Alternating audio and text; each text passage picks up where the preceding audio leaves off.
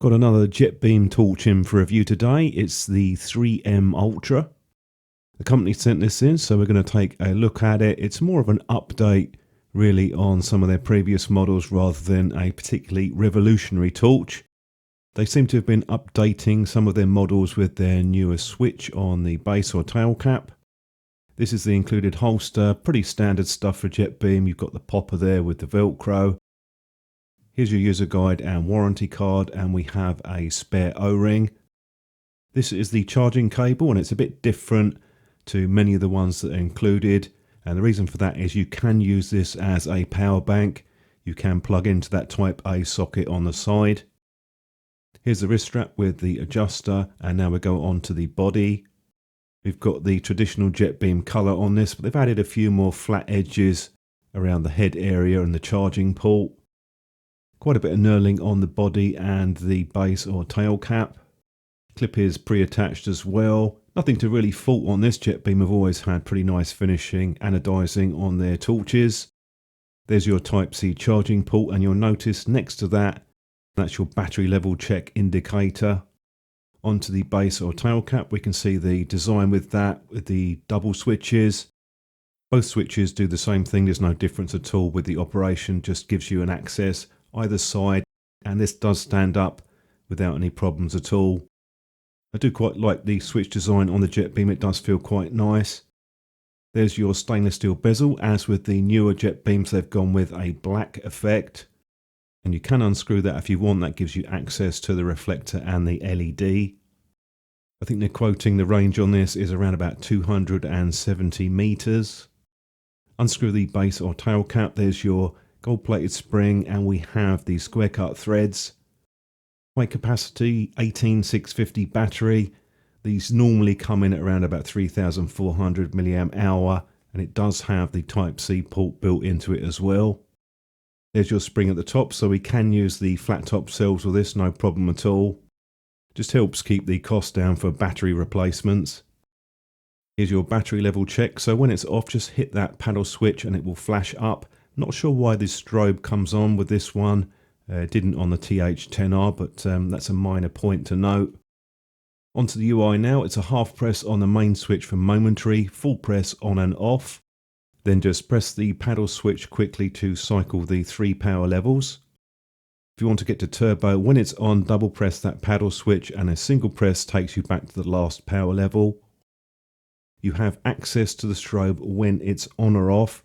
And if you keep pushing it in for around about 3 seconds, the strobe mode does stay on. They also give you an SOS mode, so when it's on, triple press the paddle switch. Quite fast charging speeds with this. I got over 1.6 amps. Color temperature was a bit cooler for some reason. There is a slight variation sometimes with these LEDs. And I've just put the user guide up there for you so you can have a look through that. Pretty straightforward stuff, nothing to complain about too much, although you have to have the torch on to get to the turbo mode. A few beam shots to look at, starting with the TH10R. This is more of a mixed beam output. The differences between these two are basically the size and shape of the reflector. The difference between this and the IIIM-ULTRA is quite obvious really. There's a bit more focus in the middle, and it has a bit less spread on the very edges. Even though they're using the same LED, there is a bit more of a tint shift for some reason on this one. Not really sure whether that's a problem for you. You notice these things a bit more when you're looking back at the footage versus actually using it outside yourself. Have a look through a few more of these shots, and I'll just give you a quick summary, as I usually do at the end of the video.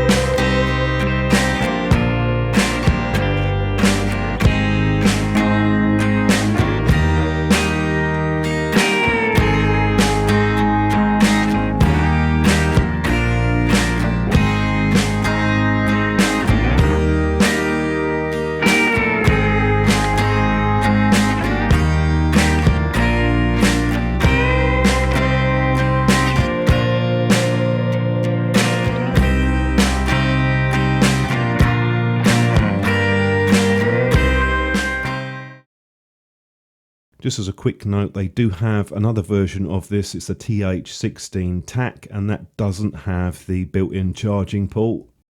And that's the only difference between the two. So you have a choice whether or not you want that Type-C port or not. Nothing really wrong with the JETBeam. They have upgraded a few areas, most notably the battery level check and the newer paddle switches. And I do like the switches on this torch. Couple of points to note though, I would prefer to have an extra power level, something maybe around about 5 lumens or less. I would prefer to have a slightly tighter beam though, something similar to the last JETBeam that I looked at actually. I thought the beam on that was quite good. Those are my thoughts on this particular model, so hopefully that will give you an idea of what you can expect. Got any thoughts? Do drop a comment down below and I'll see you in the next one.